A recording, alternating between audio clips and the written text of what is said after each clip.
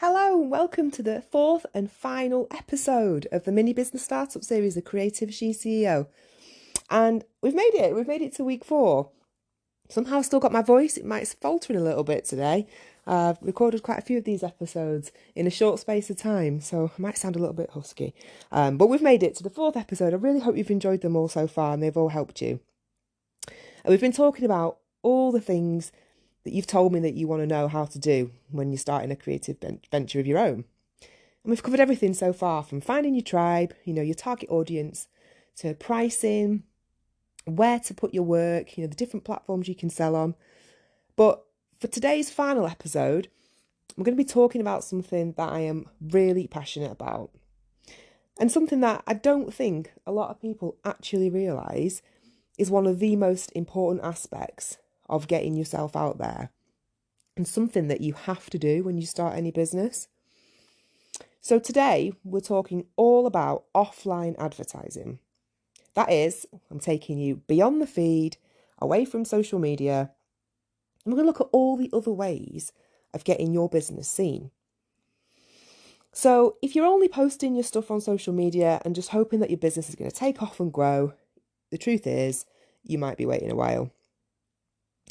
Social media, it's an essential part of your marketing strategy. Of course it is. It's essential to the modern world that we live in, and you should most definitely be on there and have a presence on there. But you also need to have a really strong offline presence as well. So, you might find yourself pouring your heart and soul in creating all these social media posts, showing, all your fabulous work, pressing post, and then just waiting for the likes and the comments and the orders to roll in thick and fast. And you wait, and you wait, and you keep waiting. Oh, and then you get a notification on Facebook. You open it, oh, and it's your mum or your best friend who's liked your post. What I'm saying is, the truth is, unless you've got like a massive marketing budget to spend on sponsored posts every month, you probably aren't going to shift the needle. And I feel quite passionate about this because I just honestly feel like social media has managed to pull the wool over our eyes and made us believe that it's enough on its own to start a business. We spend all our time and our energy. We create posts, we create reels, fancy product shots that really break our neck photographing them because you're trying to get creative and get all the angles, impress people, make them think, wow, look at that. And then for what? And we get a like, 1-2 likes from our neighbour, our friends. And then we're left thinking that it's impossible to make a living off this, whatever it is that we're doing. And we either continue, but with limited drive and motivation, because we're not getting any feedback and we're not getting any positive reinforcement, or we quit. Well, quitting's never an option for me, as you may have picked up on throughout the course of these podcast episodes. I'm probably one of the most determined people ever. If I want something, I will do my damn best to make it happen. And that's what I want to do for you. So what I'm here to tell you is that it's not impossible to make a living from whatever creative skill or talent that you've got. Because you've got one. You have a talent that you were put on this earth to share with everybody. And I'm a true believer in that. And it's just being resilient enough to sort of see past a certain way of thinking of how you may be doing things now and taking it to a different level. And just taking a different approach. And that, what we're talking about today, is going beyond the feed and going old school. We are going old school. We're going to get ourselves out there. Okay, it's time to stop letting social media determine the fate of your business. Get back in the driving seat. The reins, take the reins, whatever you want to call it. The reason that I'm so passionate about this topic is because I know that offline advertising works, if not better than online. And I know this because it's what got my stationery business off the ground, and it keeps it going to this day. Okay, it's not as easy and it's not as convenient as just posting something on social media. That anybody can do that. And I think that's what half the problem is as well, especially after COVID. And a lot of people decided to start a business. Quite rightly so. Didn't want to feel like their finances and their futures are in the hands of employers, people that could just let them go, or they did lose their jobs. My husband was one of them. So they decided to start up on their own and make a business, create a business out of doing something that they've always wanted to do. It's kind of like a thing that pushed them to make a start.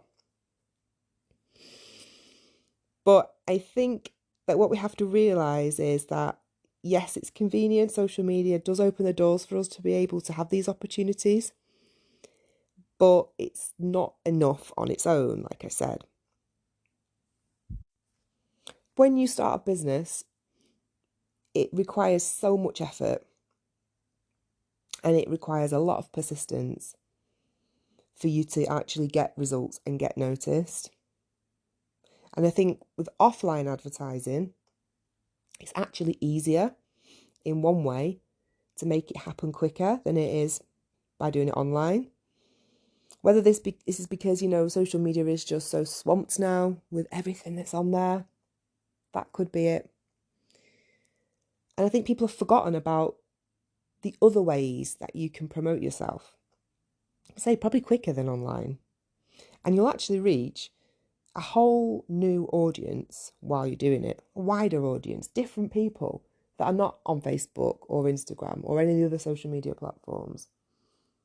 I try not to go on them for anything other than work because, honestly, A, I don't have the time, and B, I'm not really that interested.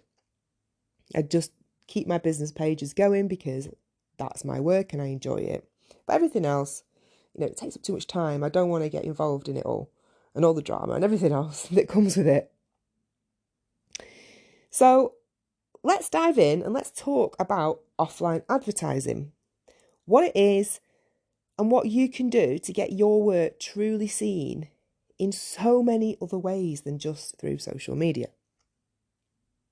So I mentioned before that offline advertising can feel a little bit old school and that it might not feel like it's enough considering that most of the population spend their life online these days and on social media.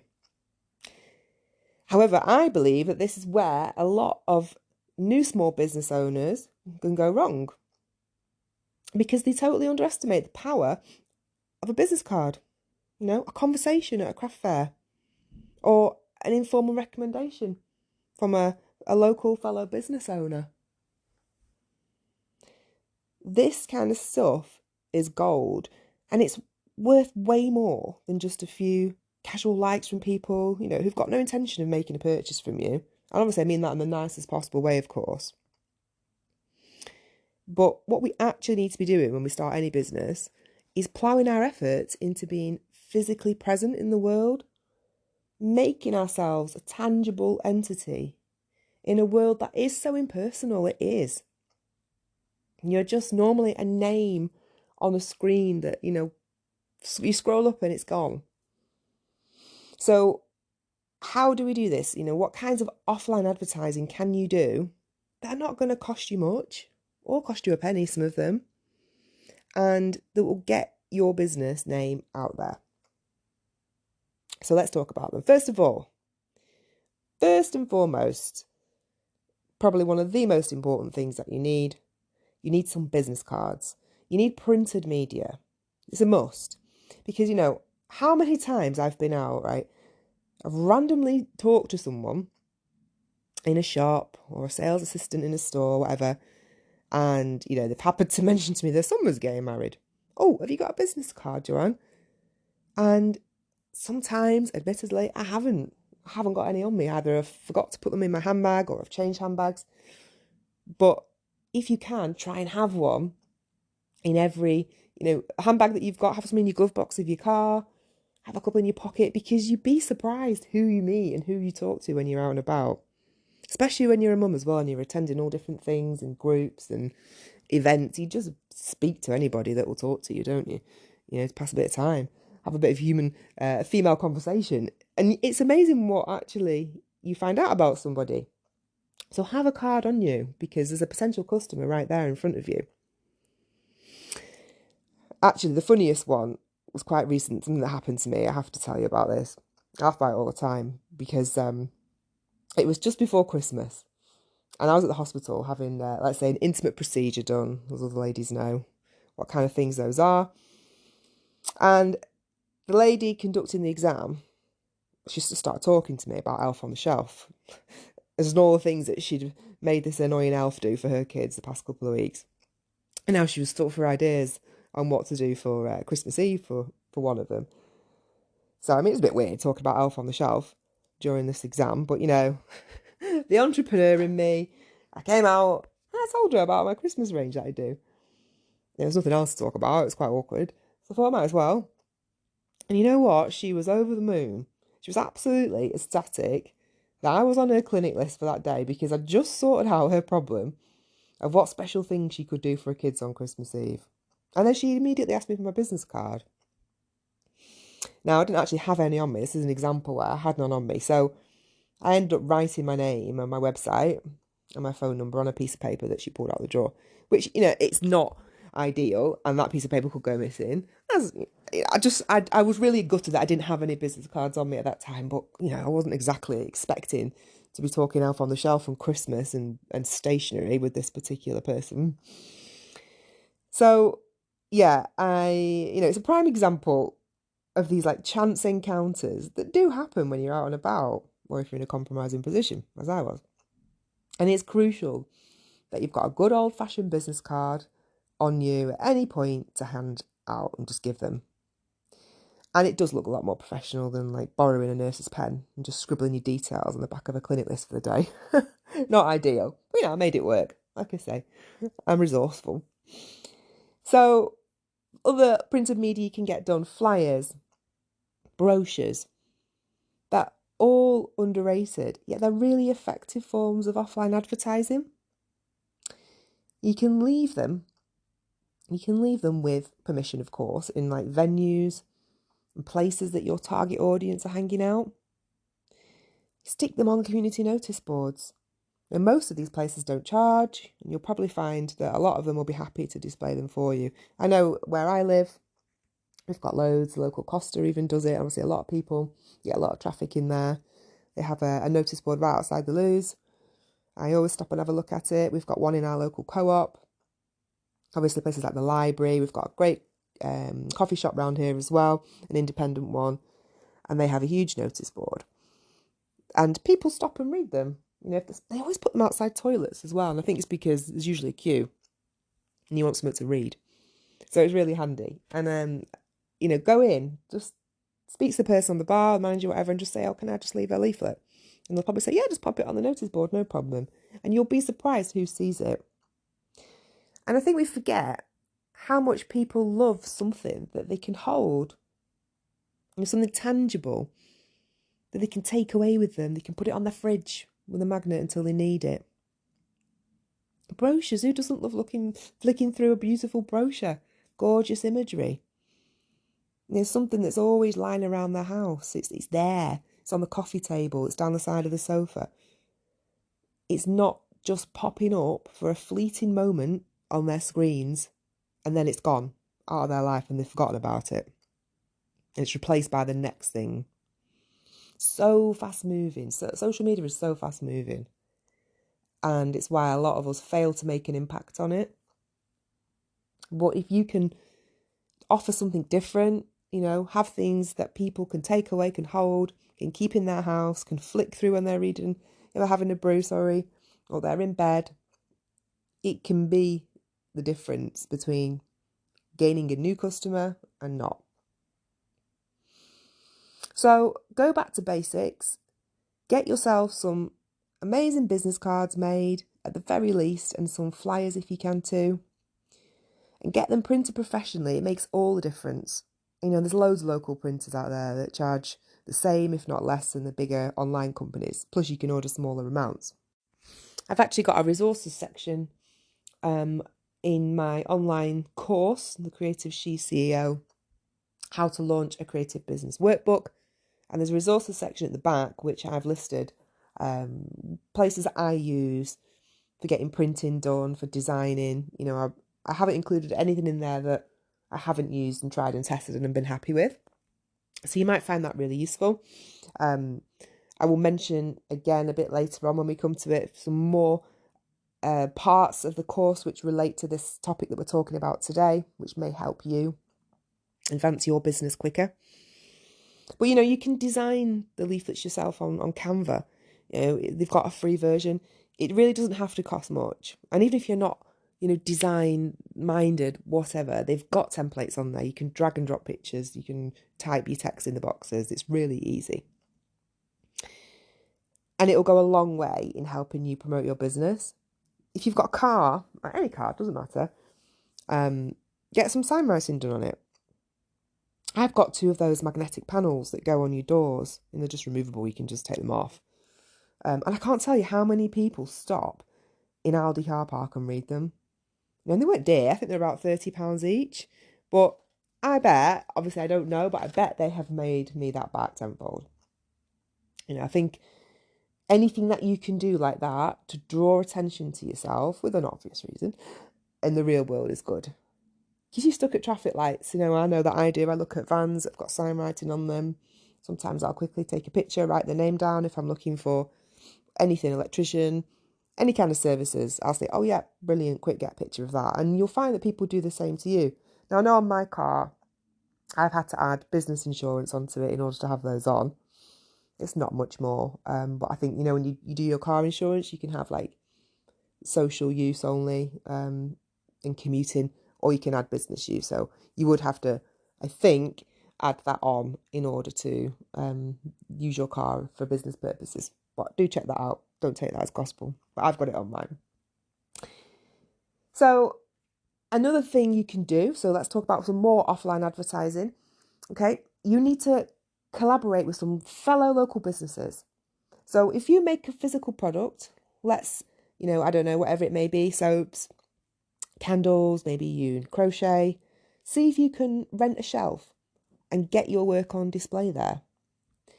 If you're service-based, so, if you're a therapist or you offer a service to people instead and you haven't got a physical product, still go and see some local businesses and ask if you can put some flyers on their counter or in their window.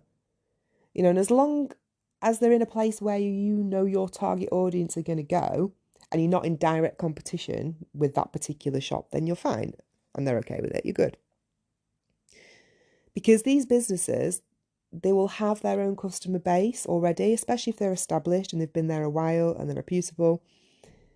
They'll have their own customers that you can tap into and you'll access a whole different group of people. And you'll most likely gain a really good local customer base as a result of it. So, like I said, as long as the shop or the business that you collaborate with are credible, they've got a good reputation, people go there because they like them, they trust them, and you can essentially piggyback on the back of that. Because if your stuff or your service is on display there, then it sort of says that you must also be credible. And then boom, you get this instant trust. And customers will be like, oh, well, so-and-so recommends this place. This person has their stuff in there. They wouldn't stock it if they didn't like them or they didn't trust them. So great, I'll buy it. So put your feelers out. See who you could work with. And it works both ways because not only do they help promote you, then you can help promote them as well. It's mutually beneficial. It's a win-win. And you can both put your stuff on each of the social media pages as well. It might help you gain a few more followers. Just to give an example, I used to work with a lot of venue dressers, people who decorate rooms for parties, weddings, special occasions. And I do party stationery and favours and table decor, etc. So they tell their clients about me and I tell my clients about them. And we're effectively, we're sailing in the same ocean, but we're just in different boats. So we're not actually in a race. If you get me, there's no competition. So do think about who it is you could work with in your local area. Reach out to them, send them a message, pop in if you can. It's better if you can just pop into the shop. I found a lot more success that way. Because people like to see you. They can ignore emails. They can't ignore you when you're going face to face. Well, they could do, but most of the time they don't dare. Plus, you can get a feel as well to see if it's the sort of place that you want to represent your work, because that's equally as important. So I just want to move on to something that I'm really, really passionate about. Like I said, this is a topic that I know works. I love talking about it because I know it works. And one of the biggest, probably the most influential things I did to get Vintage Tree, my stationery business, off the ground back in 2010 was to get myself in printed publications like national and regional magazines. You know, the ones that you see on the shelves in the big supermarkets that you think only ever include people who have paid to be featured in there. Well, that is where you'd be wrong. So what a lot of people don't realise is that most of these publications, the big names, they want and they need content, good content. And obviously it's got to be suited to their readers, but they're actually looking for it. And you make their life easier if something amazing and attractive and engaging lands on their desk. So when I started Vintage Tree, I used to make it my mission once a month to go to WH Smith. Again, like I said, I'm really old school. I probably could have gone online, but I didn't. And I used to find about 3 magazines related to my industry, which was obviously weddings. And then I used to look in them and I tried to find the names of the people that I needed to contact in order to get my work in there. Then when I got home, I put an email together and I'd ask them to feature my work.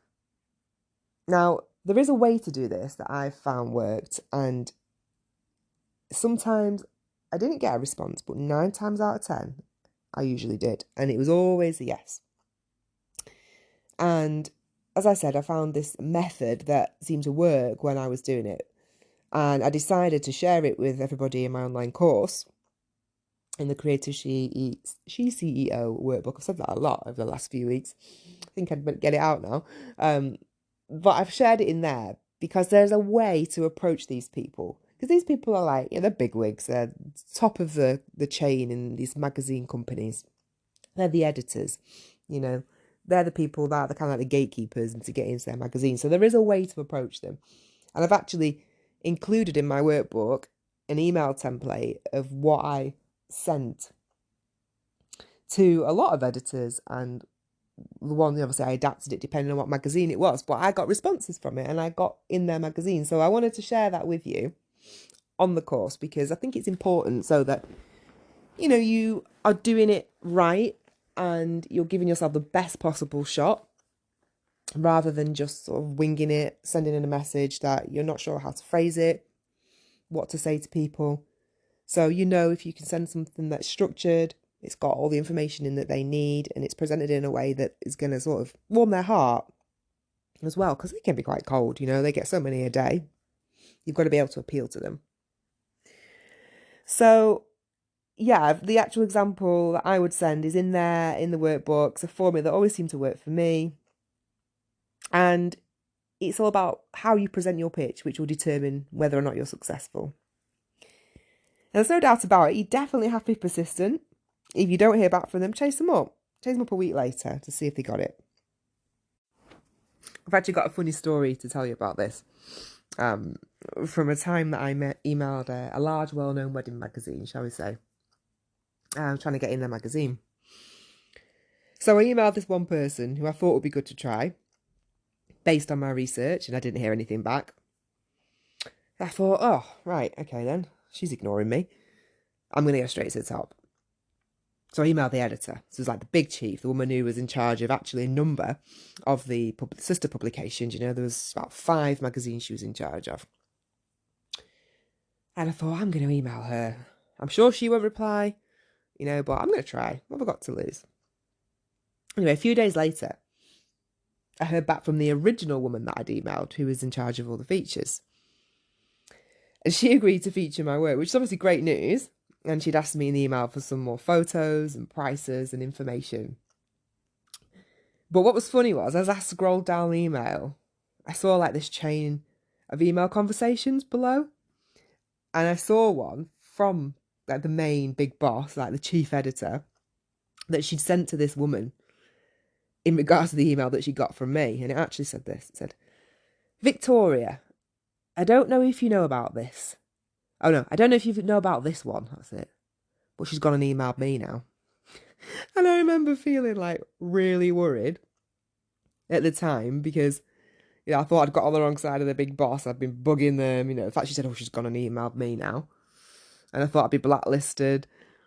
But actually, I wasn't, far from it. And I actually ended up getting in that magazine numerous times.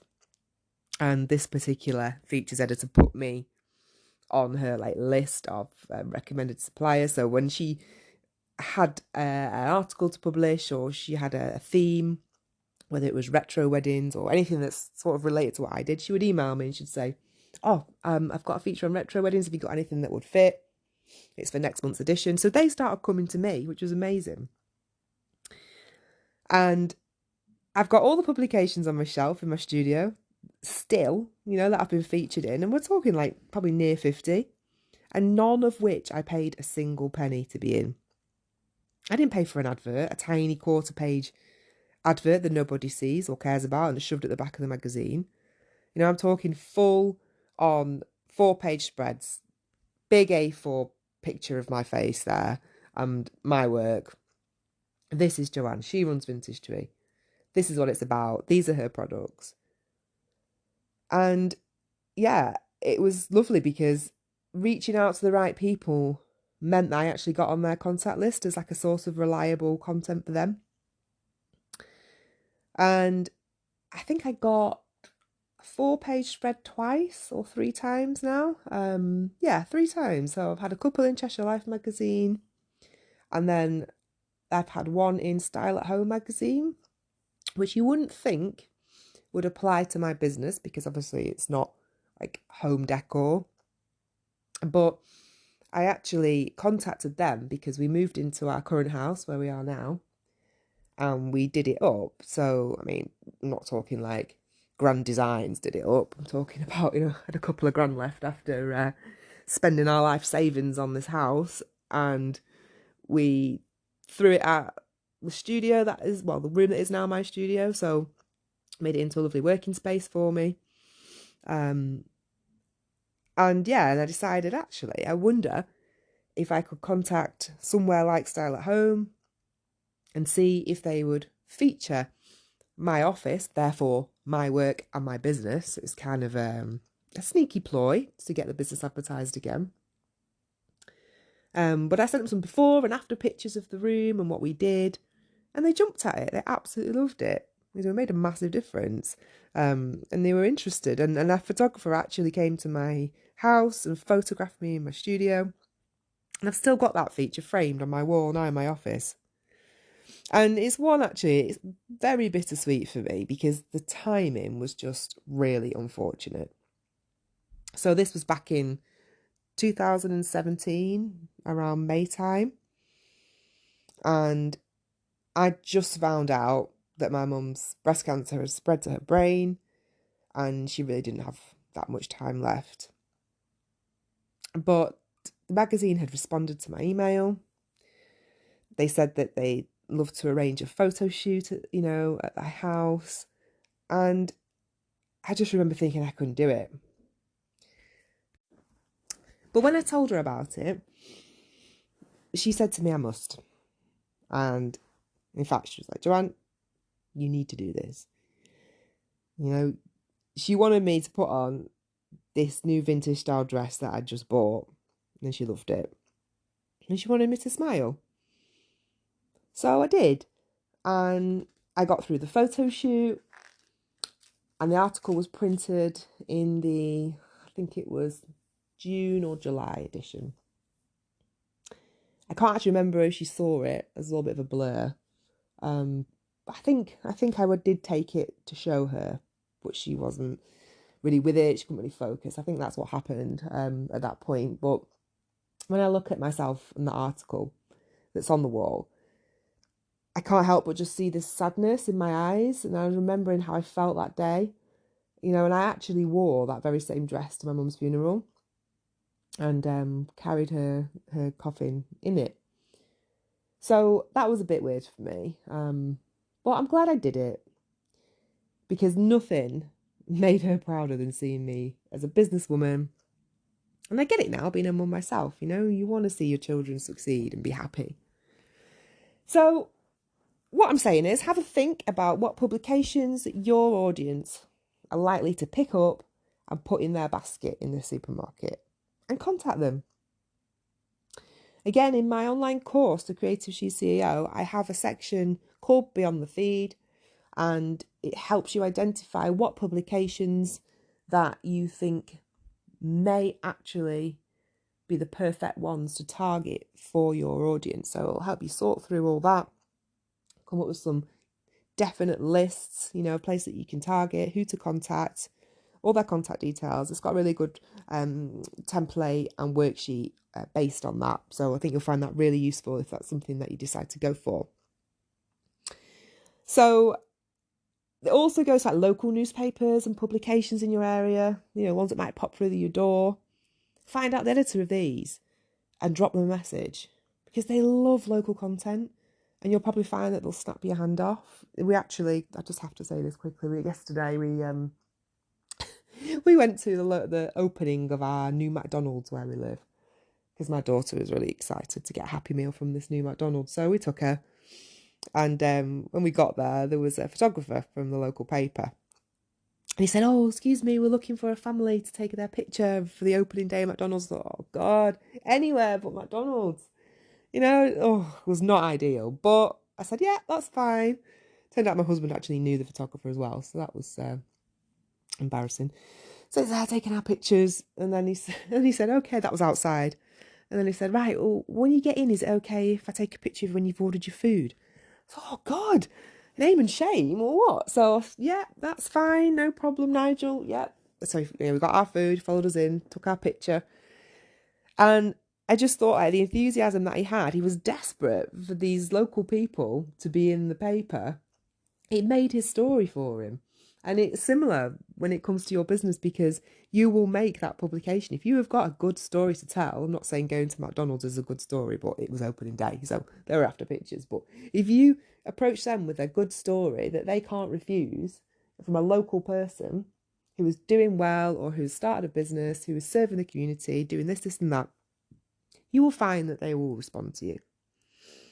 So another brilliant way to get yourself out there beyond the feed is by having an actual physical presence in the community, or, wherever you live. And here I'm talking things like events and fairs and shows. Now, I did a lot of these when I first started, and it did get me an established customer base without a doubt. And I still have customers from fairs that I did back in 2011. I might have met them at a wedding fair, but since they've had children, they come to me for birthday stuff, for keepsakes, for gifts. So they've continued and they've stayed with me as returning customers. But I've also got a lot of colleagues and fellow stall holders that I met. They recommend me to their customers and vice versa. So it's so important to have a presence at these things, because it can really help you boost your business and your confidence as well. Because, it shows a potential customer that there is a person behind the product or the service. A woman, a mom, a daughter, a grandmother, whatever. Because, when you're there in these environments, you talk to people, you swap stories. They'll really want to support you when they know you.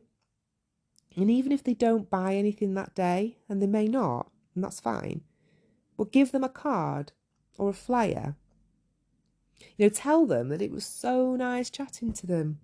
You'd love to add them to your mailing list so you can send them some exclusive offers or discounts or some news of exciting products. Make them feel special, because they may be a potential customer. And with all this digital stuff and social media, it's like we've forgotten how to communicate properly.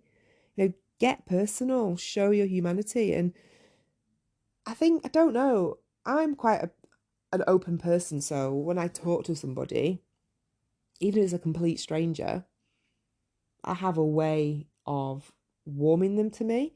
And a lot of people have said that about me, friends and family, that I'm easy to talk to, and people just seem to tell me stuff. A lot of people tell me their problems, like complete strangers. And they did this to my mum as well. She was very similar. And I think it's this open vibe that we give. But I think sometimes we've just lost our confidence, especially after COVID when nobody went out. I know I did. I've lost a lot of confidence doing certain things, still have now. And I think we're just not sure if we're brave enough to do this face-to-face marketing. Well, you are. Because you know what? Once you're there, you'll 100% love it. Okay? Because seeing people's faces and reactions when they see your work, it's really validating. I remember like people coming over and looking at my stuff, and okay, they may not have bought it there and then, but they'd be like saying to me, I've got to tell you, your stall is the nicest stall here. Your stuff is beautiful. And it really boosted my confidence. And I think the key is not to put pressure on yourself to sell. Because people sense it, don't they? They sense the desperation. And they don't want to come near your stall if you're there, hovering over them or looking nervous. They don't want to come over. I tend to find work just like, if I had somebody with me, whether it's my mum or a friend or a colleague, I'd have them with me behind the stall and I'd be talking to them. And then if somebody approached, I would say, oh, hello, feel free to have a browse. Thanks for stopping by. And then I'd carry on my conversation with my friend or my colleague. And then I'd go, oh, if you just need to ask me anything, please do. Don't worry whatsoever. I'm here. And people responded really well to it because they didn't feel watched. They didn't feel like I was watching over them. Are they going to pick it up? Are they going to touch it? Are they going to break it? Will they buy it? Will they not? So I think it was nice having that second person on my stall sort of take the attention off them and they didn't feel like they were being watched. But yeah, I mean, I just used to talk to people. You know, I did invite them to look, to touch, to hold my stuff. I used to tell them the story about how I made it, you know, why I made it. I remember this one lady, you know, she was looking at something for a while and I could see she looked uncomfortable. She may have wanted to ask me a question. So I just opened the conversation up with, oh, that's a really nice scarf you've got on. I said, that's lovely. Where do you get that from? And then she immediately went like really comfortable with me. Said, oh, thank you. Just got it from wherever it was, H&M. And then she asked me a question. She said, oh, can I just ask you about this? And then I thought, I've opened up the door there so that she feels now comfortable to ask me whatever it was that was on the tip of her tongue. She couldn't quite get it out. Smile, always smile, you know, always smile when they walk past. Not even like a weird smile, like come and see my store, buy my things. I just mean a little smile that will make people feel that they are invited over. And it's all really effective free forms of marketing, and it will help you get known and get seen. So have a look in your area, plan for a fair for the spring or the summer, even if you've never done one before. You know, go outside your comfort zone and book something. Make sure it's something relevant to what you do. You know, it's not going to be something random where your target audience are not going to be. But I would definitely include them as an essential part of your offline marketing. One thing that I forgot to mention earlier when I was talking about getting your work featured in the press was the importance of just going that extra mile to get noticed. So one thing I used to do was I used to send them samples of my work because sometimes, you know, they like to photograph it themselves if they had a style shoot, for example. So I'd find out who to send it to from my little WH Smith trail every month. And then I'd put together like the prettiest package you'd ever seen containing samples of my work. And I'm talking like pink tissue paper with, I used to type these letters out in vintage typewriter font. I'd like staple a little bit of lace across the header, give it a fine mist, a nice smell as it went in the box. Like I'd all these little details, gold ribbon, just made it so beautiful. And then I'd post it off. And I'd even personalise the items to that person that I'd addressed it to, just to really catch their eye. So if it was a play setting for a wedding, I wanted them to feature or whatever, I'd write the editor's or whoever's name on it, just to really catch their eye. And I'd say that I'd wrap them so beautifully. I'd always include this note. Sometimes it was a handwritten note as well, which was a lovely personal touch, a business card with my details on. And I'd post it, and I'd just pray. And I'd stick it in the post box or take it to the post office and I'd be like, right, please get back to me. And almost all of the time when I used to do that, I'd hear back from them. And it was normally a yes, we would love to feature it. Thank you so much for taking the time to put this together and send it us. So it could have been, they may have emailed me back, or it could have been a tag on social media with my sample package on their desk, oh, just received this from at Vintage Tweet. It's amazing. Thank you. And they've obviously got a lot of followers. People would see it. And sometimes I didn't even hear back from them at all, and my stuff would just appear in the next month's edition of the magazine. So I definitely recommend, if you do the sample thing, make sure that you actually stop at the supermarket the following month or whatever and just flick through it, the one that you sent it to, because sometimes they don't tell you. It does make for an exciting discovery though. And I used to flick through it and be like, oh God, I made it, I'm in, and I'd buy it. Sometimes I'd text my mum from the Sainsbury's and be like, Mum, it's in. And they didn't let me know. I just, by chance, thought I'd check, and it was there. So that was always a lovely surprise, and something I look forward to every month. So samples do work well, whatever it is that you do. Like I say, mine was stationery, but I would say they are perhaps crucial if you create things that, the senses need to experience. So say like the divine smell of a candle, or the delicious taste of a biscuit or a cookie, or the soft touch of a handmade blanket, or anything. Because once people first-hand experience something, they are much more likely to fall in love with it. And I think in this digital age, where we're expected to make purchases on things that we need to really experience, like fragrances and taste, it'll really help you stand out above the rest. If you can send, doesn't have to be things even that you're selling right now. They can be samples that you've got in, that you've created. Just send them something to get their attention. And it'll show them that you've gone to the effort to create it, to package it off to them, to send it in the post. Nobody does it anymore, but it holds a great deal of influence and power. So you definitely need to offer samples. And you can do it with anyone, not just the press. Do it in your local community, your neighbours, your colleagues. And this works really well, because if they like them, then you've got yourself a marketing team right there, haven't you? They will tell people about you, and most likely the people that you're going to want to be your customers, local people. And this is the power of word of mouth. So when we say that word of mouth is the most effective form of advertising, it is. We have to give them something to talk about. You have to, I'm not saying speculate to accumulate, which effectively is what you're doing, but you need to be prepared just to give out a few things, a few samples. You have to get known. And one way to do it is to let people experience it for themselves.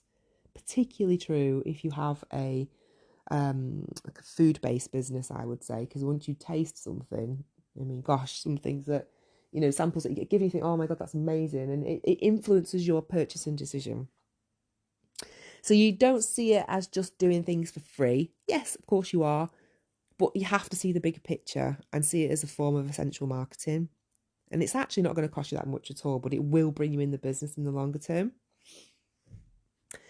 So what have we learned from this episode? Let's run through the takeaways from today's episode. Number 1, you need to incorporate offline advertising as well as online advertising into your marketing strategy. Crucial. It's so crucial. Number 2, to get yourself some printed advertising materials, business cards, flyers, brochures, and leave them in places that your target audience are hanging out. Number 3, you want to collaborate with other local businesses. Check out if you can display your stuff in their shop. Access their customer base, leave flyers on their counter, anything. You want to find some magazines. Number 4, find some magazines that you think your audience will read and contact them. Ask them to feature your work. You've got to seduce them a little bit. Again, all contained in my workbook, My Techniques of Seduction. Priceless. Number 5, attend local craft fairs or events. Have a physical presence and tell your story, because people want to hear it. So that's it. I've really enjoyed talking about everything in this episode. You might have been able to tell, I'm a strong advocate for offline marketing. And it's always been the thing that has just pushed my business forward. And I'm here to tell you that it will do that for yours too. You just have to get out there and embrace it. And like I said, it's not as convenient. I was going to say easy, but I think that's not accurate. It's not as convenient as social media. because you can't do it from the comfort of your armchair, in the dark while you're putting your kid to bed, quickly do a post. It's not as easy as that. It does take some thought, it takes some effort, but it's not hard, and it will pay off. And you'll be surprised the amount of influential people that you can reach that can help your business be seen by doing it. So give it a go. It's really important. And remember, if you need any extra help whatsoever, this mini startup series now has finished. This is the last episode of the podcasts. But you can access my online course, the Creative SheCEO, How to Launch a Creative Business. And that's on my website, herhandmadehustle.co.uk. I've also put the link in the show notes.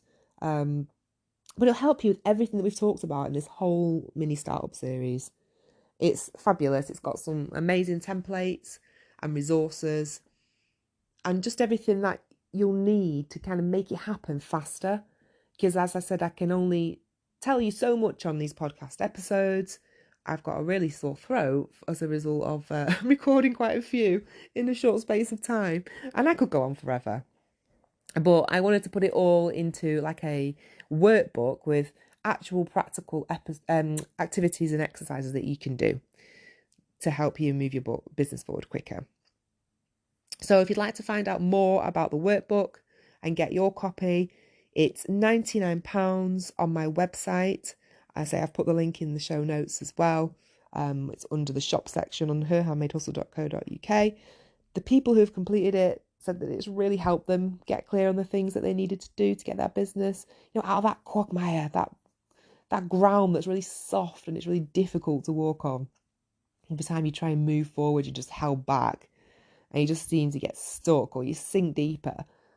So instead, you need to be starting on solid ground so that you can build a strong foundation that won't sink as you walk your path on it, and it will support you. It'll weather the storms, and if things get a bit ropey, because, they will, you're self-employed and businesses can go up and down, but the base will be solid and it won't let you down. And I think it's a really good analogy to finish this episode on. I really hope you've enjoyed it and all the others from the Business Startup series. Thank you for listening to 1, 2, or all of them. You're amazing. Thank you. I really hope you've enjoyed them. If you can, follow my podcast on here, Her Handmade Hustle Unplugged. Rate the episode as well. That would be fantastic. And that is it from me. And I shall be back with another episode of some business-related exciting things soon. I haven't decided what my next topic will be yet, but they're released every Wednesday. So keep an eye out. It'll be something fabulous for you to inspire and motivate you. But until then, thank you for listening, and I'll see you next time.